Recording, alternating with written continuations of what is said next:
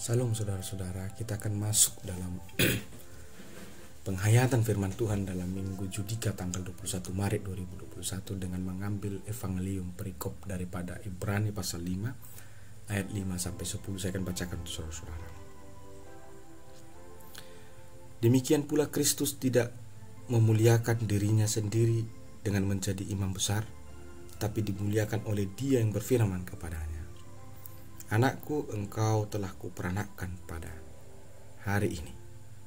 Sebagaimana firman-Nya dalam satu nats lain, engkau adalah imam untuk selama-lamanya menurut peraturan Melkisedek. Dalam hidupnya sebagai manusia, ia telah mempersembahkan doa dan permohonan dengan ratap tangis dan keluhan kepada Dia yang sanggup menyelamatkannya dari maut, dan karena kesalehannya telah didengarkan. Dan sekalipun ia adalah anak, ia telah belajar menjadi taat daripada apa yang telah dideritanya. Dan sesudah ia mencapai kesempurnaannya, ia menjadi pokok keselamatan yang abadi bagi semua orang yang taat kepadanya. Dan ia dipanggil menjadi imam besar oleh Allah menurut peraturan Melkisedek. Ayat ini merujuk kepada Yesus dalam Minggu Judika yang artinya berilah keadilan kepadaku ya Tuhan, dengan mengambil tema Kristus pokok keselamatan. Kristus pokok keselamatan. Kita belajar dalam pada tulisan Rasul Paulus di dalam kitab Ibrani.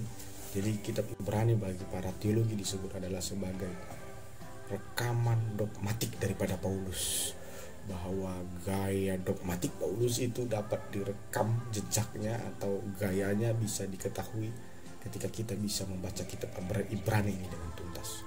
Karena gaya teologi Paulus itu begitu kental dan nyata dalam tulisan-tulisan di kitab Ibrani.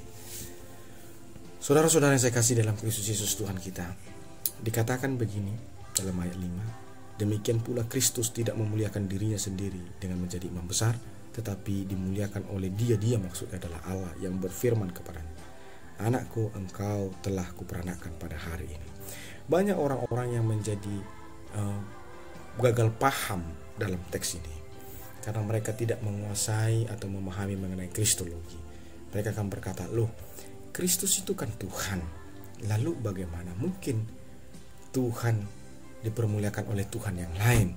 Dan banyak orang yang akan berkata, Kristus itu kan Tuhan, lalu bagaimana mungkin Dia diperanakkan, dan bagaimana mungkin Kristus itu menuju kesempurnaan untuk menjadi imam kalau Dia adalah Tuhan.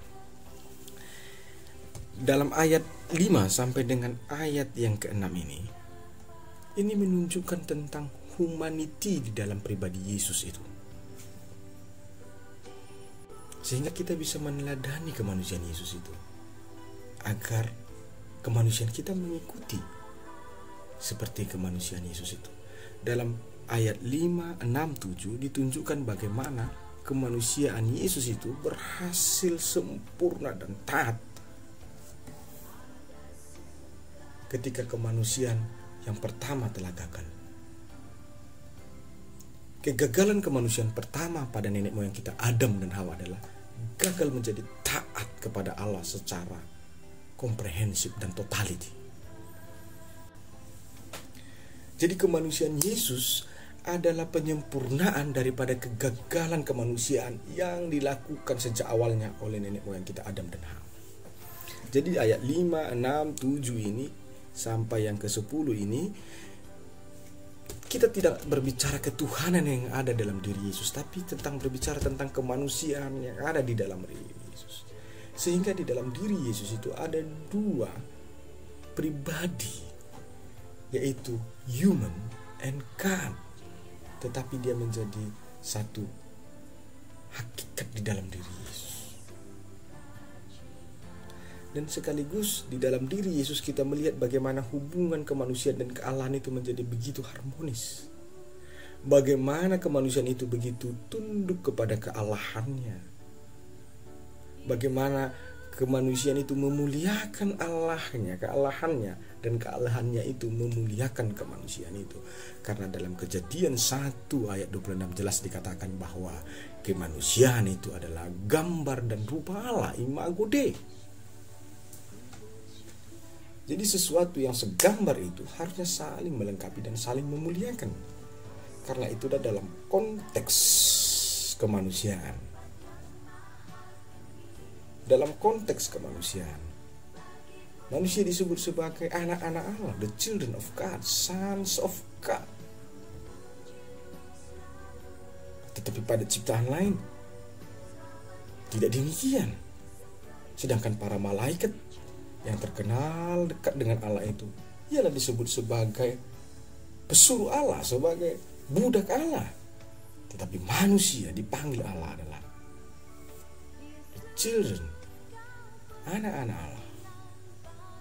Nah, saudara-saudara, karena itu kita diajak dalam sebagai judika, keadilan kemanusiaan kita itu akan nyata ketika kemanusiaan kita itu meneladani kemanusiaan Yesus Kristus.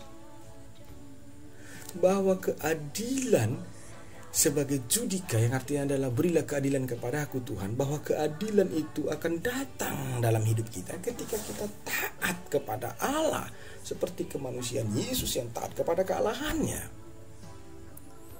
Jadi keadilan itu bukan harus kita perjuangkan secara emosional. Keadilan tidak akan datang sekalipun saudara 24 jam bersorak-sorak di pengadilan. Keadilan tidak akan menghampiri saudara ketika saudara membawa massa untuk demonstrasi besar-besaran. Tapi firman Tuhan berkata keadilan itu akan datang kepada saudara, akan disediakan Allah kepada saudara ketika saudara hidup taat kepada Allah seperti kemanusiaan Yesus yang taat kepada keallahannya. Dan ketaatan itu yang membesarkan kemanusiaan Yesus itu.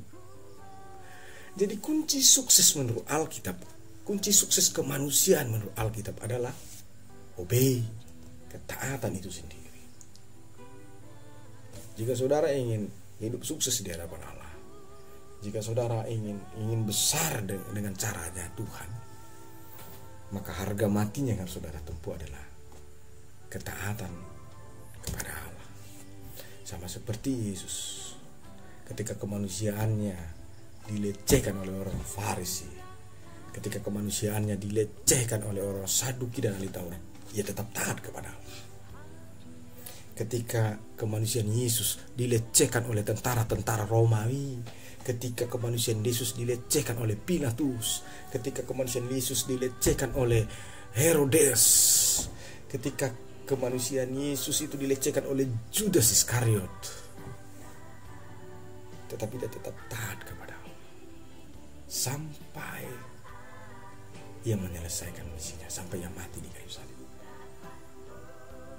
Karena itu Allah sangat mengasihi kemanusiaan Yesus, lalu ia membangkitkan kemanusiaan Yesus. Jadi bukan Tuhan yang mati, jadi bukan Tuhan membangkitkan Tuhan seperti tuduhan-tuduhan orang yang tidak mengerti tentang ajaran kekristenan, tapi bicara soal Injil, bicara soal Kristen.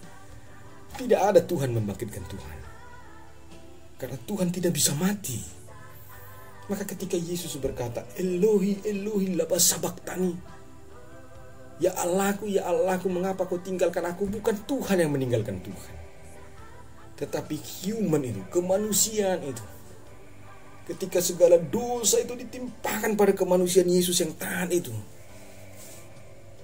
lalu dosa itu membawa jarak yang luar biasa dengan Allahnya, yang selama ini dia bersama dengan Allahnya, tetapi dipisahkan oleh dosa itu karena kemanusiaan itu menanggung dosa itu, karena upah dosa dalam maut. Kemanusiaan Yesus yang berteriak kepada Allah. Jadi tidak ada paku yang bisa menembus Tuhan, tidak ada tombak yang bisa menembus Tuhan, tapi kemanusiaannya bisa. Karena memang manusia dari daging dan serat yang akan bisa kena senjata tajam. So, Kristus adalah pokok keselamatan. Ya, ketika kita percaya pada Yesus, ketika kita meneladani kemanusiaan Yesus. Jadi, jika engkau berkata bahwa Kristuslah pokok keselamatanku, maka saat itu engkau sedang berkata, kemanusiaanku adalah kemanusiaan yang meniru dan meneladani kemanusiaan Yesus Kristus. Tuhan Yesus memberkati saudara-saudara. Dalam nama Yesus. Shalom.